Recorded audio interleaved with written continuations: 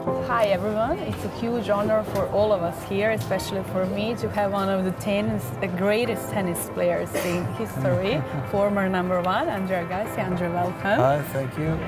First, tell me a bit about your impressions here. How do you enjoy Croatia and Umag?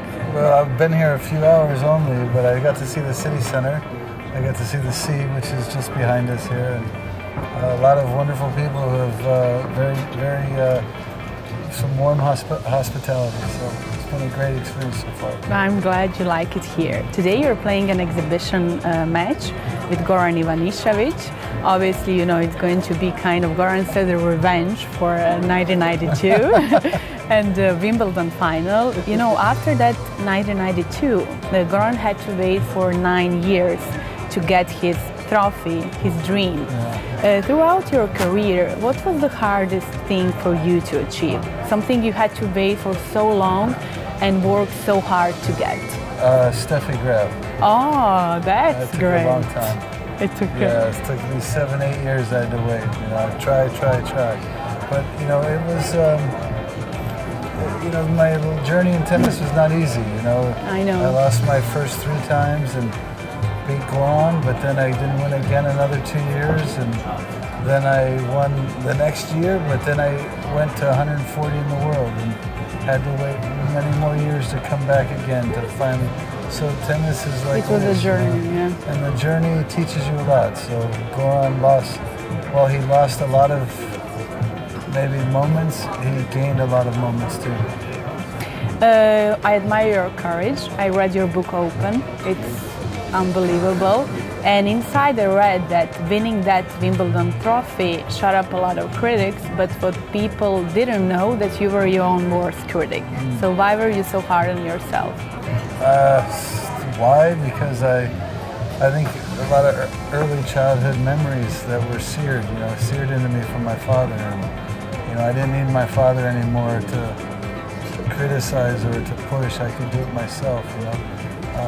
You know, but I just always thought winning means it's over, meaning it's no more, it won't feel bad anymore, you know, but the truth is you have to prove it again and again. So I came to tennis with a certain perspective that made it difficult for a long time.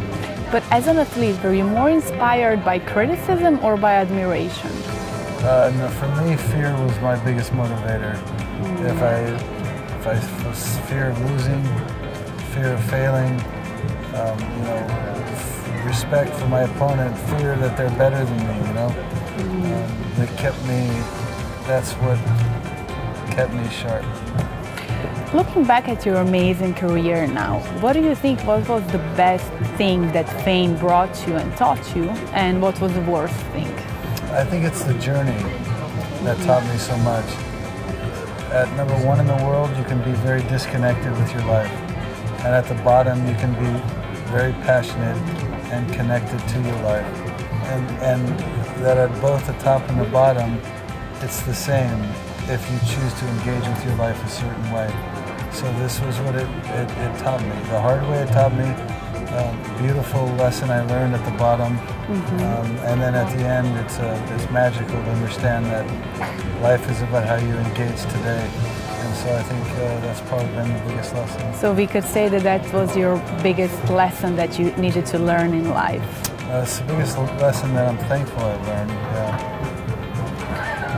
In your book Open that you wrote after you retired, you reveal some surprising facts about your feelings over tennis and drug use.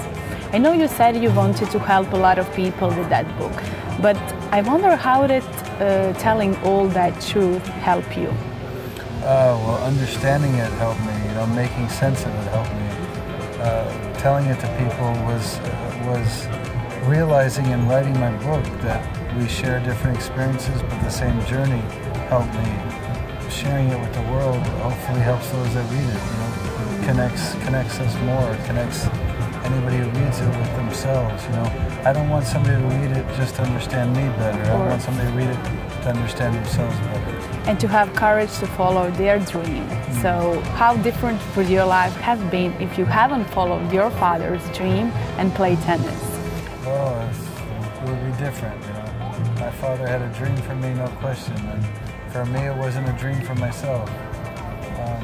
But through his dream, I learned a lot about myself and eventually made it my own. So hopefully it'd be really different, but not too different. What advice would you give to your younger self now, looking back, if any? You know, I needed different advice at different stages. You know? So at 16 or 17 years old or 18 years old, I would have told myself to cut my hair off. But at 25, I would have said, you know, it's not about the winning and the losing.